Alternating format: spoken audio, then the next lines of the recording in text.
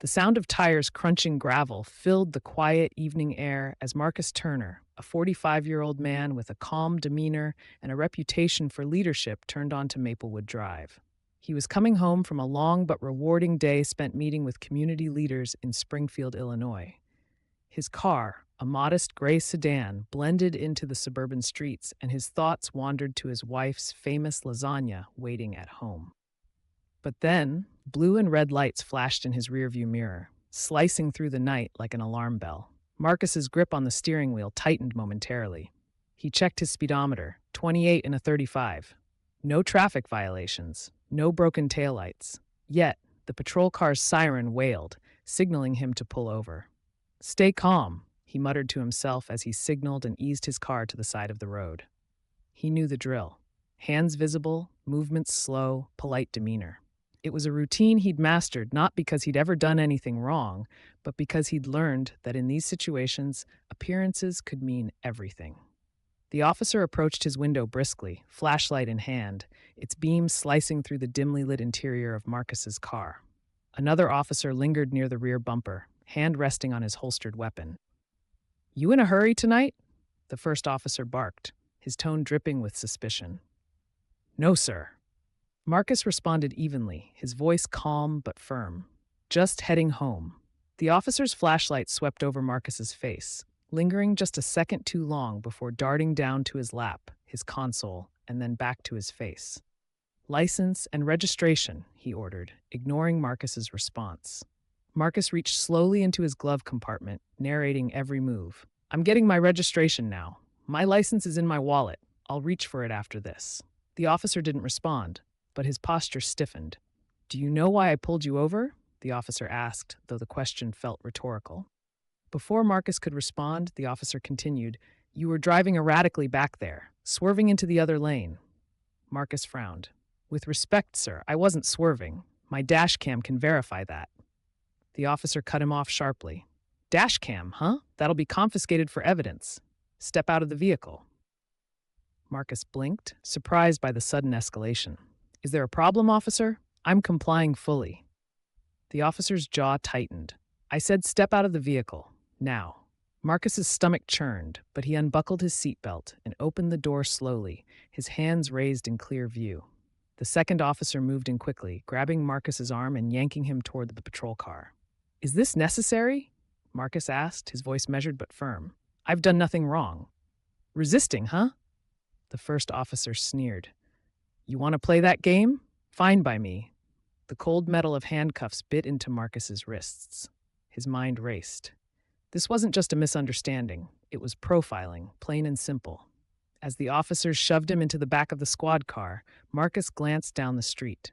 A few neighbors peeked through their blinds, their silhouettes illuminated by the glow of their porch lights. No one stepped outside, but this was far from over. The officers had no idea who they had just arrested, and Marcus wasn't planning to stay silent for long. The patrol car rattled slightly as it rolled down the street. Marcus sat stiffly in the back seat, glancing out the window as familiar landmarks blurred past. But his mind wasn't on the scenery. Instead, he was trying to process the absurdity of what had just happened. The two officers sat up front, exchanging casual banter as though they hadn't just handcuffed and detained a man without cause. The younger one, Officer Harris, glanced back at Marcus through the rearview mirror. "So what's your story? Late-night drug run, or you just like giving us a hard time?" Marcus met Harris's gaze unflinchingly. "I'm just a man trying to get home." "Yeah, sure," the other officer, a stocky man named Officer Briggs, snorted. "We hear that all the time. Reckless drivers always have an excuse." Marcus bit his tongue, arguing now wouldn't help. He took a deep breath, mentally running through his options. He knew his rights. He also knew the system, and the odds that it would favor him in this moment were slim. When they arrived at the precinct, the fluorescent lights cast a harsh glare over the holding area. Harris removed Marcus's cuffs with an almost mocking flourish. "Welcome to our humble abode. You're going to be here for a while." "Am I being charged?" Marcus asked calmly, rubbing his wrists. Briggs smirked. "We'll let you know once we figure that out. Sit tight." Marcus was led into a small, cold holding cell. The door clanged shut behind him, the echo lingering in the air. He sat on the bench, his mind a whirlwind of thoughts. He'd spent years building a career rooted in justice and fairness, and now he was being subjected to the very abuse of power he'd worked to eradicate. Outside the cell, the two officers leaned against a desk, laughing quietly as they reviewed Marcus's license and car registration. "Nothing out of the ordinary," Harris said, sounding almost disappointed. "Doesn't matter," Briggs replied with a smirk. "We'll find something. Guys like him always have skeletons in the closet." Marcus overheard their exchange, his expression unreadable. He remained seated, hands clasped, posture steady. He wasn't angry, he was calculating. He knew his patience would pay off soon enough. Hours dragged by. Other officers came and went, casting curious glances at the man in the cell. None of them seemed to recognize him, but Marcus didn't expect them to. He was new to the area, having taken the position only 3 weeks prior.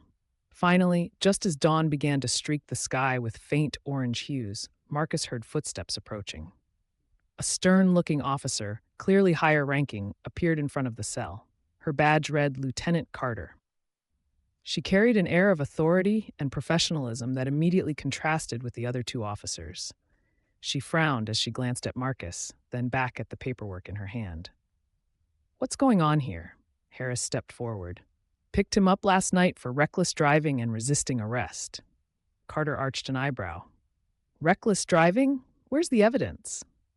"We haven't processed it yet," Briggs said casually, leaning against the desk. Carter turned her attention back to Marcus. "Sir, do you have any idea why you were stopped?" Marcus stood, meeting her gaze calmly.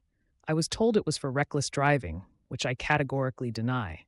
I also have a dash cam that can verify my version of events." Carter's expression hardened as she glanced at the two officers. "You didn't review his dash cam?" Briggs shrugged. "We didn't get to it yet." Carter exhaled sharply, clearly displeased. "Get it now." "And Harris, Briggs, my office, now." As the two officers slunk away, Marcus knew the tide was beginning to turn, but this was just the beginning of their reckoning. The cold metal bench pressed against Marcus's back as he sat in the holding cell, watching the precinct buzz with activity. The hours stretched endlessly, punctuated only by the occasional shuffle of papers or distant conversations. Despite the stillness around him, Marcus's mind was anything but calm. He thought about the night's events, replaying them like a movie. Every sharp word, every unnecessary escalation, it all served as a stark reminder of the deep flaws he'd spent years fighting to fix. His new position as police chief had been an opportunity to address these issues from within, to create a culture of accountability. And now here he was, experiencing the very injustice he had vowed to dismantle. The sound of footsteps brought him out of his thoughts. Lieutenant Carter returned, holding a tablet. She gestured for him to step closer to the bars. "We reviewed your dashcam footage," she said, her tone clipped but professional. "I've also spoken with the arresting officers. Let me be clear, this should never have happened. The footage contradicts their report entirely." Marcus raised an eyebrow, not surprised, but still waiting for her to continue. "I'll be releasing you immediately," she added, "but I'd like to discuss next steps privately." Moments later, Marcus was out of the cell and seated across from Carter in her office. The room was stark, with a desk, a couple of chairs, and a small file cabinet. No frills, no distractions, just business. "I'll be filing a report against Harris and Briggs," Carter began, folding her hands on the desk. "But there's something I need to ask." She hesitated, clearly weighing her words. "Who are you, really? You're far too composed for someone who just spent the night in a holding cell over nothing." Marcus leaned back slightly, giving her a small, measured smile. "I appreciate your diligence, Lieutenant, but let's just say I've been in situations like this before. I've learned to stay calm." Carter studied him for a moment, then nodded. "Fair enough, but I have a feeling this isn't the last we'll hear of this situation." The judge, an older man with a no-nonsense demeanor, entered the room and called the session to order. "We're here today to address the charges brought against Mr. Marcus Turner. Prosecution, you may proceed." The prosecutor, a young and somewhat hesitant lawyer, stood and began outlining the case as it was initially reported. On the night in question, the defendant was observed driving recklessly, swerving into another lane. Upon being stopped by officers Harris and Briggs, he became uncooperative and resisted arrest. Emily barely suppressed a smile. She leaned over to Marcus and whispered, "They're walking right into it." When it was her turn, Emily stood confidently, her voice commanding the room. "Your Honor, the charges against my client are not only baseless, but are also a direct result of racial profiling and abuse of power. To prove this, I'd like to present video evidence that directly contradicts the officer's statements." The judge nodded. "Proceed."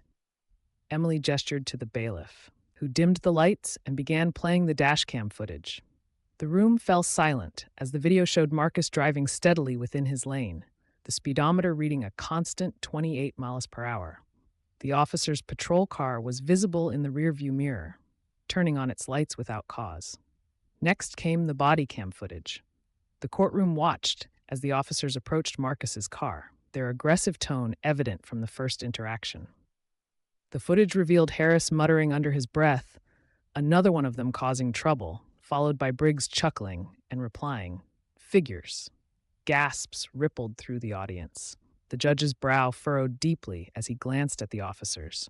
Emily paused the video and addressed the court. "This is the professionalism displayed by Officers Harris and Briggs. Now, let's fast forward to the arrest itself."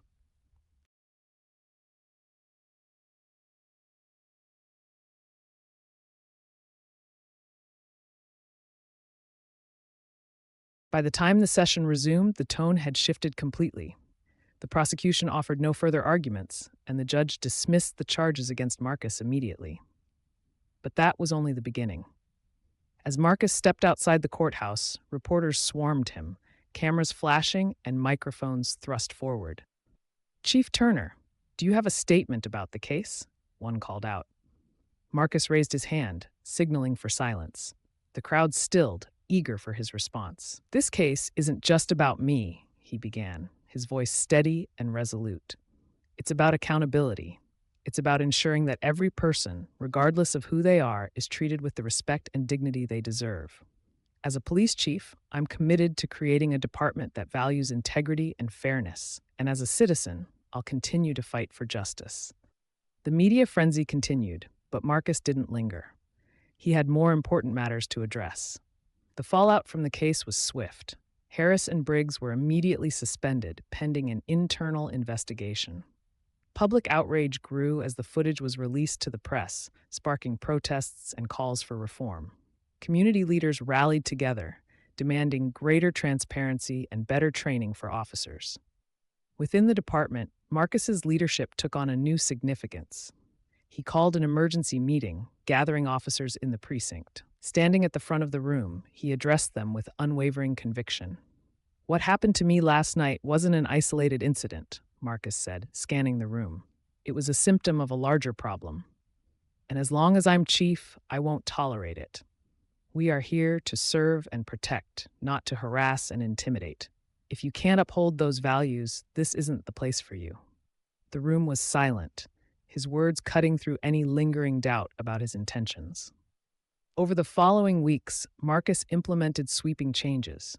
Mandatory bias training, stricter oversight, and an anonymous reporting system for officer misconduct were just the beginning. The community began to see a shift, though trust wouldn't be rebuilt overnight. Months later, Marcus sat on a panel at a town hall meeting, listening as a young man stood up to speak. "Chief Turner," he said, his voice cracking slightly, "what you went through, it could have been me. It could have been any of us. Thank you for standing up, not just for yourself, but for all of us." Marcus nodded, his heart heavy but full of resolve. "Change doesn't happen overnight," he replied. "But together, we can build a system that truly serves everyone." As the town hall ended, Marcus lingered for a moment, watching people file out with renewed hope. He knew the fight wasn't over, but he was ready for it. And now, it's up to us, the viewers and the community, to keep that fight alive. If we see injustice, we must speak up. If we want change, we must demand it. Together, we have the power to create a world where accountability isn't just a promise, it's a reality.